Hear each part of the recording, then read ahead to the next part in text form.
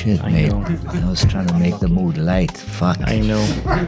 Thank you for supporting me, Matt. Thank you for supporting me. I don't like sitting there listening to someone talk a load of BS. I just can't take it. You were like dead in the epicenter. She knew about things even before I knew about them at ICIJ. 10 million euros, 50 million. I'm still not 100% certain about how this happened. 100 million euros, 500 million euros. The full force of the government coming down on my mother. At the time, I really felt as though we were in a bunker for a hospital, a tanker full of gas, passports, the ITS site, cutting up the cake so that each person could get their own slice. Were you the closest ally your mother had at the time? She was completely isolated. I do believe that Konrad Mizzi is going to go to jail. The public inquiry was something that this country can really be proud of. What did Joseph Muscat do? Attack me, attack my mother, attack ICIJ, attack the journalists reporting on the Panama Papers. How pathetic do you have to be? To me, he was responsible for creating this situation that led to my mother's murder.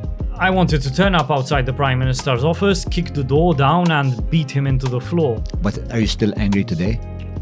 Yes, I am, obviously. And that's not going to go away. And I think it's totally justifiable.